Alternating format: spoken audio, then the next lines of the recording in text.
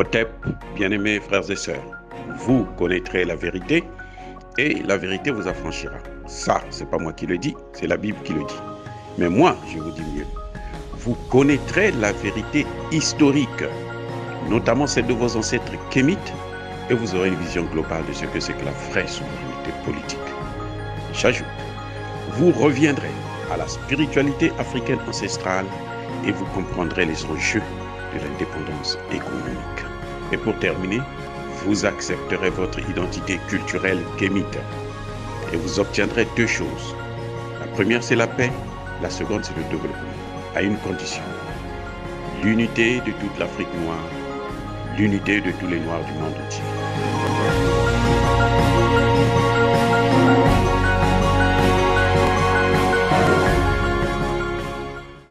Otep à tous, bienvenue sur la chaîne des panafricanistes par essence, par conviction et par excellence.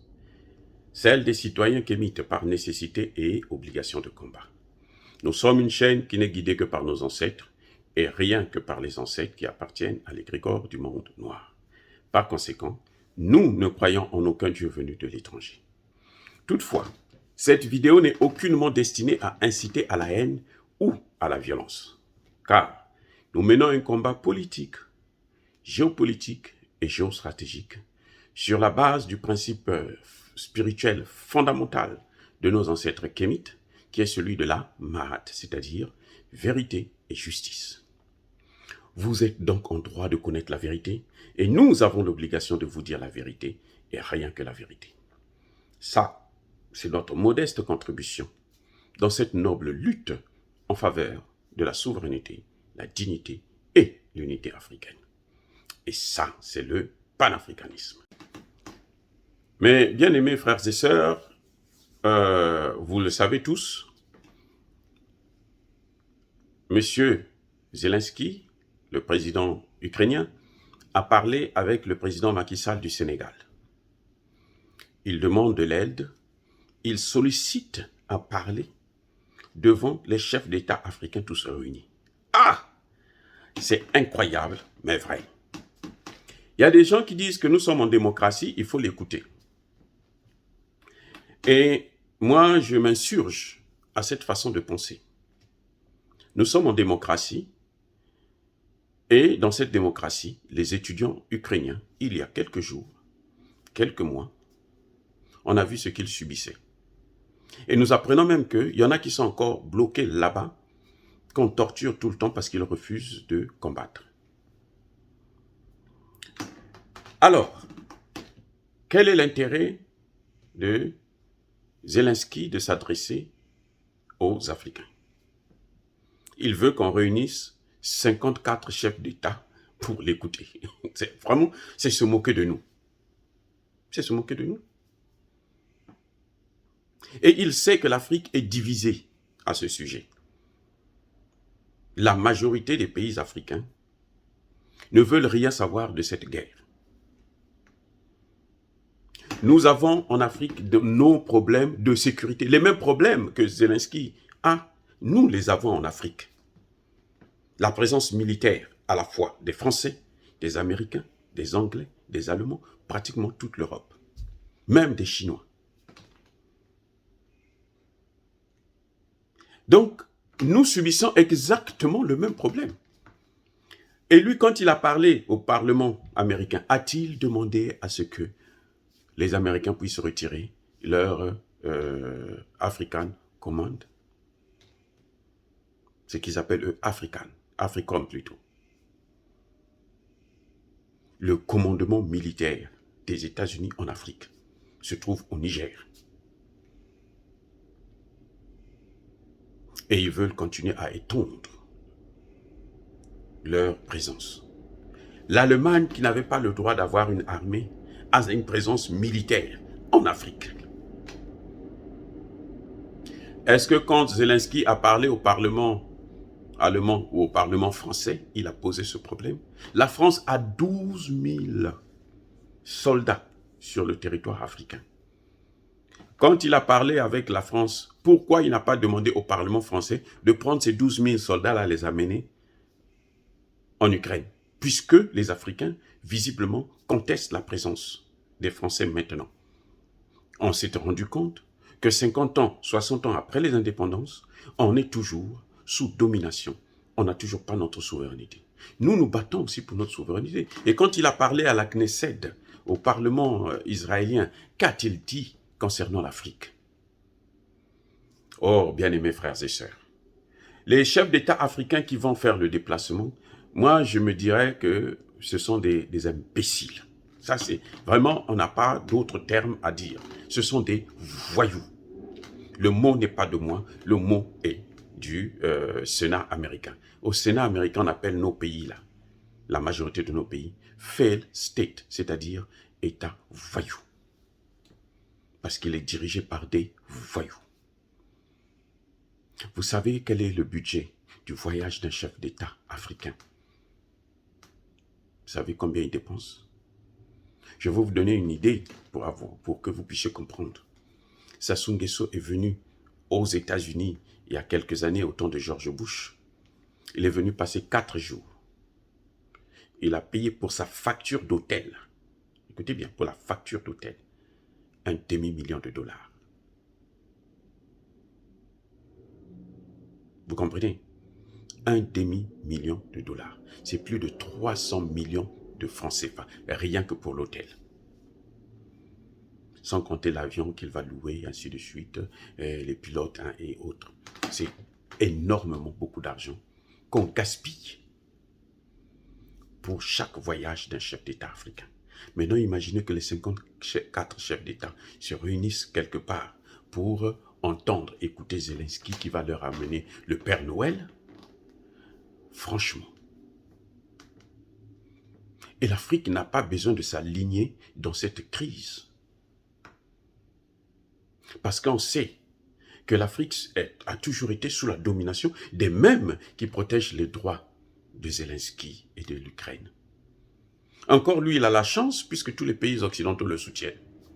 Nous, tous les pays occidentaux sont en train de militariser la région et déstabiliser tout le continent. On le voit dans le Sahel. Quand Zelensky a parlé au Parlement français, a-t-il dit soulever le problème de la Libye? Sarkozy, aujourd'hui, en Afrique, on l'appelle le boucher libyen. Ce n'est pas moi qui le dis, ce sont eux-mêmes qui le disent. Le boucher libyen. Le président Nicolas Sarkozy, l'ancien président français. Est-ce que Zelensky a soulevé ce problème? Qu'a-t-il fait? Qu'a-t-il dit? On n'a pas entendu la réaction de Zelensky condamnant ceux qui ont empêché les étudiants africains de sortir de l'Ukraine. On n'a pas entendu sa réaction. Non, il n'a rien dit. Il ne s'est même pas excusé auprès des pays africains. Non, écoutez, nous ne devons pas être toujours gentils. Nous ne devons pas toujours agir par la morale et les émotions. Parce qu'eux, ils agissent par leurs intérêts. Et pour leurs intérêts, nous devons faire autant. Si nous voulons un jour nous faire respecter, je ne suis pas contre Zelensky. Je n'ai rien à voir avec cette guerre.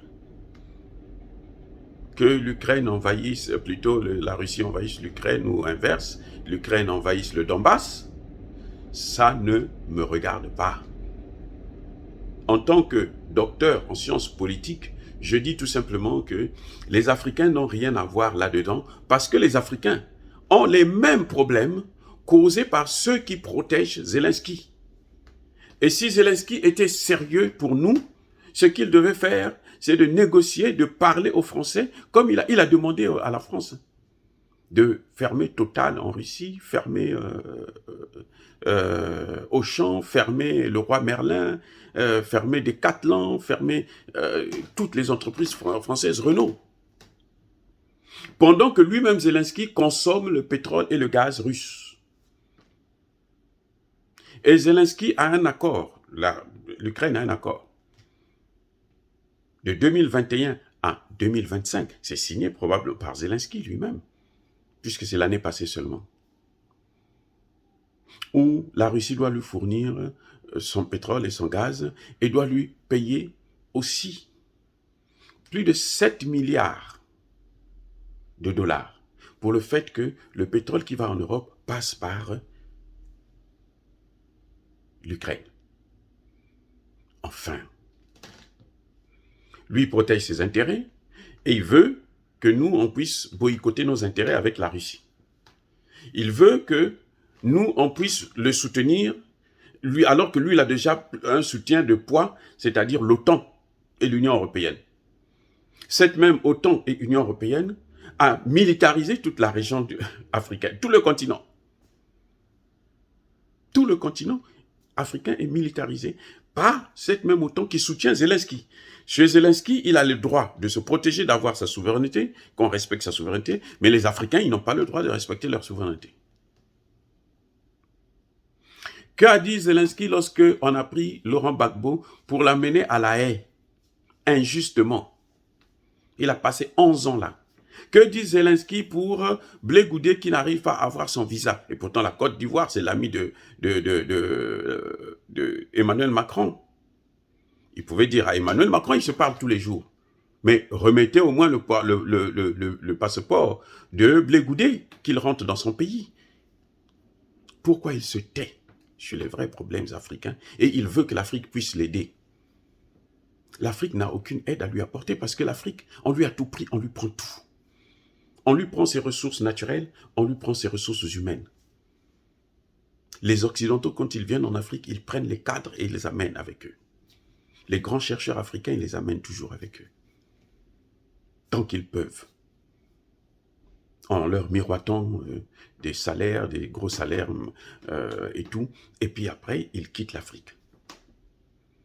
Il y a une fuite de cerveau en Afrique, vous le savez très bien. Et Zelensky veut aggraver cette situation. Nous n'avons rien contre la Russie. Nous avons un problème avec notre souveraineté qui est toutefois violée par les Occidentaux. Et il faut que Zelensky sache que la Russie est le seul pays développé qui n'a jamais colonisé un seul pays africain. Jamais, au grand jamais. Et nous sommes reconnaissants pour ça, parce que nous sommes des humains. Maintenant, la guerre entre la Russie et l'OTAN, ça, la Russie est capable de se défendre. Nous n'avons pas besoin de se mêler dans ça. Laissez-nous tranquilles avec nos problèmes. Si les Zelensky veut s'occuper des Africains, veut parler des Africains, veut parler aux Africains, il n'a qu'à demander d'abord aux Occidentaux de quitter l'Afrique avec toutes leurs bases militaires, tous leurs soldats là, qui n'ont qu'à partir. Il n'a qu'à demander aux Occidentaux de dédommager l'Afrique pour l'esclavage et la colonisation. Eh oui, c'est ça le prix à payer. Aujourd'hui, l'esclavage est reconnu comme étant un crime contre l'humanité, mais il n'y a jamais eu de coupables qui sont traduits devant des tribunaux. Que Zelensky puisse parler de ça. Sa comédie, ce n'est pas avec les Africains. Il fait sa comédie avec les Occidentaux, les Européens et avec la Russie. Pas avec nous. Nous, on n'est pas dans ces problèmes-là. De grâce. Que nos chefs d'État, pour une fois, puissent prendre leurs responsabilités pour ne pas continuer à humilier les peuples.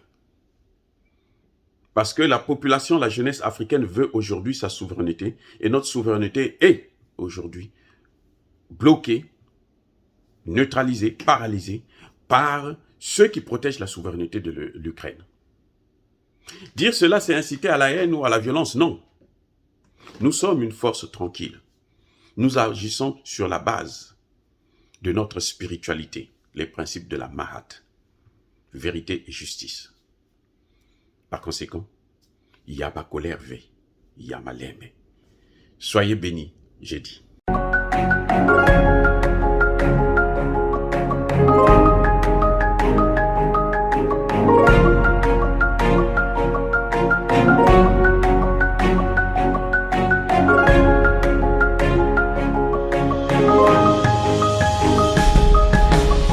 Eux, ils marchent par la foi et non par la vue.